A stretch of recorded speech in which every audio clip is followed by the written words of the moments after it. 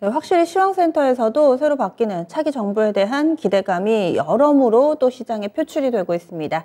그렇다면 오늘 움직이는 종목 어떤 대응 전략 필요할지 이분과 함께 해볼게요.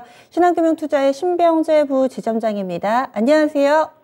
네, 안녕하세요. 네, 먼저 정책 쪽 이야기를 해보겠습니다. 건설건자재 지난주 후반에도 주목받았었는데 연속성을 가지고서 오늘도 강한 움직임을 나타내고 있습니다. 계속해서 긍정적인 시각 유지해야 될까요? 어떤 의견이세요? 네, 건설주 같은 경우는 최근에 이런 조정세가 좀 무색한 것 같습니다. 바닥을 좀 다지면서 지금 점진적으로 상승을 하고 있는 이런 상황이고요. 오늘 같은 경우는 현대 산업개발과 GS건설 그리고 현대건설이 눈에 띄는 이런 상황입니다. 지금 아무래도 재건축 완화 기대감 때문이다라고 보시면 될 것 같은데요. 이제 정권 교체가 되게 되면은 여러 가지 공급 계획이 나오게 될 겁니다. 그래서 임기 내에 지금 250만 호 공급 내 목표를 지금 하고 있는데요. 여기서 재건축과 재개발에 관련된 이런 규제를 완화를 시키게 되면서 수요 억제보다는 공급 확대로서 방향을 전환을 하는 것으로 보시면 될 것 같습니다. 그 외에도 좀 세부적으로 살펴보게 되면은 이제 재건축할 때 가장 좀 중요한 이런 첫 번째 관문이었던 안전진단 기준에 대해서도 아예 면제를 하는 이런 내용을 공약으로 내걸었었고요. 그리고 재건축 초과이 환수제 같은 경우도 이제 손보게 될 것이고 이렇게 된다라면은 이제 민간 주도 공급 물량 확대가 된다. 그럼 기존에 있는 대형 건설사 위주로 수혜가 될 수 있다라고 이제 보는 것 같습니다. 그래서 지금 공약 1호로 봤을 때 아무래도 부동산을 손볼 가능성이 높기 때문에 외부 변수가 굉장히 좋지 않음에도 불구하고 상승 탄력을 좀 받고 있다라고 보고 있고요. 그래서 이러한 흐름은 조금 연속성을 가지면서 나타날 가능성이 높을 것 같습니다. 좀 큰 폭의 상승은 좀 기대하기 어렵더라도 점진적인 상승을 좀 예상을 해볼 수 있는 그런 상황이다라고 말씀드리고 싶고요. 정책과 함께 하기 때문에 아무래도 상반기 정도에는 좀 계속적으로 꿈틀거릴 수 있는 그런 내용인 것 같습니다. 그래서 대형 건설사 위주로 대응을 하시게 된다라면은 좀 긍정적인 의견 좀 드리도록 하고요. 하지만 현대산업개발 같은 경우는 기존에 좋지 못한 이런 붕괴 사건이 있었기 때문에 그 신뢰를 회복하기에는 시간이 조금 더 걸릴 수 있는 것 같습니다. 그래서 다른 건설 대표주들보다는 조금은 느리게 움직이는 것 같고요. 그래서 이 종목에 대해서는 신뢰 회복에 대한 시간이 좀 더 필요할 수가 있으니 다른 이런 건설 대표주로서 대응하시는 게 좋을 것 같습니다. 대형 건설사, 그리고 건자재, 토목공사하는 중소형 이런 건설 업체들 이렇게 세 개의 섹터로 나눴을 때 그 가운데서도 대형 건설사가 가장 투자 메리트가 좀 있다 이런 시각이신가요? 네, 아무래도 재건축 완화를 한다고 했을 때 이런 뭐 리모델링 이슈로 인해서 건재재 쪽 이런 쪽도 수요가 생길 수 있지만 일단 대표적인 대형 건설사가 먼저 스타트를 할 것이다라고 보고 있고요. 지금 이미 주가도 움직였다라고 보고 있습니다. 그래서 지금 새로운 기대감 계속적으로 나오고 있는 상황이기 때문에 대형 건설사 위주로 먼저 접촉하시는 게 좋을 것 같습니다.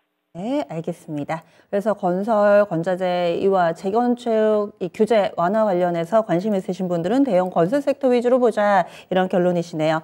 그리고 또 정책 수혜주죠. 이 벤처 투자와 관련 이제 규제가 좀 완화될 거다. 이 부분이 플래톤 관련된 종목이 호재로 작용하면서 네이버 카카오가 또 굉장히 강합니다. 연속성 어떻게 보시나요? 네, 뭐 아무래도 벤처에 대한 이런 기대감으로 인해서 IT의 이런 대표적인 기업인 카카오와 네이버가 먼저 좀 꿈틀거리고 있습니다. 특히나 뭐 SM에 대한 이런 인수 그리고 네이버는 뭐 하이브를 품지 않을까에 대한 이런 기대감 그런 것들 때문에 지금 바닥을 다지면서 상승을 해 오고 있다라 보시면 되고요. 카카오 같은 경우는 8만 원대까지 내려갔다가 지금 10만 원까지 재차 상승하는 이런 모습입니다. 이평선 웬만한 거 다 돌파를 하면서 움직였기 때문에 이제는 좀 안정권에 들어가지 않을까라는 기대감이 있고요. 지금의 상황에서 뭐 특별히 호재성 뉴스가 또 나온 것은 아닙니다. 아무래도 낙폭 과대에 대한 이런 것 때문에 저가 매수가 지금 들어오고 있는 상황이고요. 카카오는 지금 시총 46조입니다. 지금 최고가 대비해서는 아직도 많이 내린 이런 상황이기 때문에 낙폭과대 종목을 고르라고 한다면은 카카오와 네이버가 가장 좀 많이 손꼽히게 되는 이런 상황인 것 같습니다.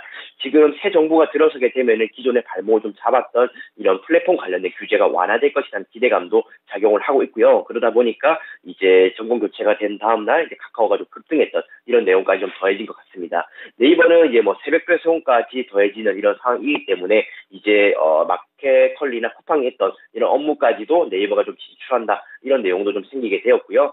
이제는 악재보다는 호재가 좀 많아진 것이 IT 업체의 이런 대표주들의 움직임인 것 같습니다. 그래서 이제는 바닥선을 어느 정도 잡아가고 있는 상황이고 추가적인 하락이 나오게 된다라면은 분할 매수로 대응을 하시는 것도 괜찮지 않겠나라는 의견 드리도록 하겠습니다. 네. 그리고 조금 시선을 달리 옮겨서요. 원자재 가격 상승에 영향을 받는 쪽, 오늘은 곡물 관련된 종목군들이 장 초반엔 가장 강했는데 지금 윗꼬리가 달리는 경우가 좀 많습니다. 이런 시세는 어떻게 해석해 봐야 될까요?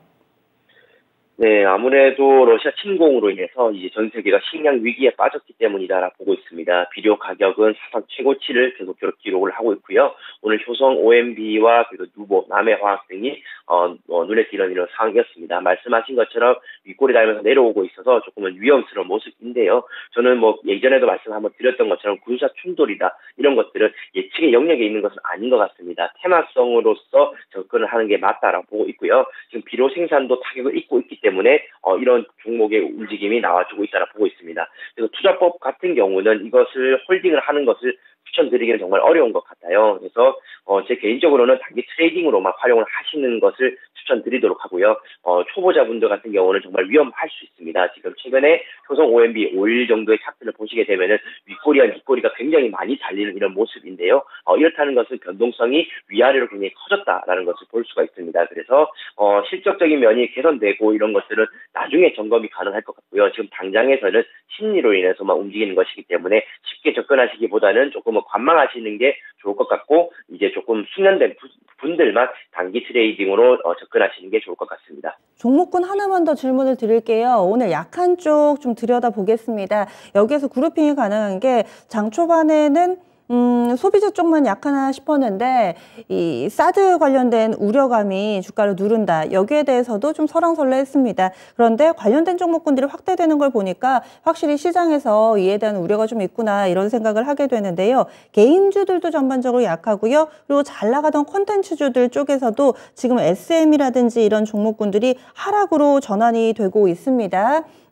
여기에 좀 영향을 받는 종목군들 오늘 많이 밀리는데요. 일시적인 하락으로 보세요? 아니면 이쪽 섹터는 계속 좀 우려가 상존하기 때문에 보수적인 시각으로 좀 돌아서야 될까요? 네, 아무래도 뭐 지정학적 리스크 같은 경우는 실제적으로 저희가 주식시장에서는 매수 기회로 이제 보는 경우가 많습니다. 뭐 매도보다는 매수로 대응을 하는 것이 맞다라는 이런 의견을 많이 드리게 되는데요. 실제로는 매수를 하기에는 굉장히 좀 공포스러운 이런 상황인 것도 맞는 것 같습니다. 쉽게 매수를 진행을 하기에도 지금 대외 변수 자체가 너무 좋지 않기 때문에 특히나 러시아와 우크라이나 이런 충돌 때문에 지금 중국과 북한이 오히려 지금 많은 정보를 얻게 된 그런 상황이 된 것 같아요. 그러다 보니까 사드 문제가 다시 좀 불거지고 있는 이런 상황이고요. 중국과의 관계에서 불리해지는 이런 게임 업종들이 타격을 받게 되는 것 같습니다. 하지만 뭐 지금 눌림목에 들어간 것은 뭐 이런 업종뿐만 아니라 다른 업종도 마찬가지인 것 같아요. 그런데 사드 때문에 한 번 더 레벨 다운이 되었다라고 한다라면은 지금의 상황에서는 매수 기회로 사용을 하실 수 있는 것 같습니다. 그래서 뭐 지정학적 리스크는 항상 매도보다는 매수로 대응하는 것이 유리했다라는 것을 염두에 두신다면 저는 시간적인 부분만 허락이 된다라면은 지금에서 진입이 가능하실 것 같고요. 하지만 단기적으로 트레이딩 하시는 분들에게는 아직은 조금 더 갈 길이 좀 남았다라고 보고 있습니다. 그래서 이번 주보다는 다음 주 정도에 보시는 게 더 좋지 않을까라고 말씀드리고 싶습니다. 기회는 맞는데 단기적으로 보느냐, 중장기적으로 보느냐 여기에 따라서 현재 스탠스는 좀 엇갈리겠네요. 그럼 오늘 장 포인트 잡아주시죠. 네, 오늘 장의 포인트는 이번 주가 분수령이다라고 말씀드리고 싶습니다. 지금 이번 주에 FOMC가 이제 결과가 나오게 될 거고요. 빅스텝보다는 베이비 스텝, 25bp 인상으로 될 가능성이 좀 높은 것 같습니다. 하지만 아직까지 변수는 남아 있다라 보고 있고요. 왜냐하면 참여한 이런 의원들이 매파적인 이런 의견을 좀 가지고 있는 경우도 있기 때문에 혹시나 돌발 변수 50bp가 나오게 된다라면은 시장은 한 번 더 출렁거릴 수가 있기 때문에 끝까지 긴장을 좀 해야 될 것 같습니다. 그리고 러시아 같은 경우도 지금 갚아야 되는 부채가 16일 정도에 몰려있는 상황입니다. 그래서 이 디폴트에 관련된 내용이 이번 주에 나올 가능성이 높기 때문에 지금은 FOMC와 러시아의 디폴트를 주목을 하시면서 보시면 좋을 것 같고요. 그 외에도 지금 CPI 지수 같은 경우도 40년 내 최고치까지 지금 높아진 이런 상황이고 소비자 신뢰지수 같은 경우는 오히려 최저치로 내려간 상황입니다. 그래서 경기 지표가 굉장히 악화된 이런 상황이기 때문에 이번 주 자체에는 시장의 변동성이 매우 커질 수 있다라고 보시면 될 것 같고요. 지금 CPI 지수를 바탕으로 한다라면은 25bp 인상이 맞지만은 또 뭐 소비자 신뢰지수 이렇게 또 대입을 하면 또 내용이 좀 달라지게 되는 것 같습니다. 그래서 지금 이번 주 같은 경우는 예측이 정말 불가능할 정도로 변수가 굉장히 많다라고 보시면 될 것 같고 이번 주 지나면은 또 다른 소식에 의해서 시장이 안정권으로 좀 진입을 하지 않을까라는 기대감을 갖고 있습니다. 그래서 다음 주 이렇게 미리 예측을 하시는 것보다는 이번 주 FOMC와 러시아 디폴트 상황만 지켜보자라고 말씀드리고 싶습니다. 네, 알겠습니다. 오늘 말씀 여기까지 드릴게요. 고맙습니다. 네, 감사합니다. 네, BJ 마켓뷰였습니다.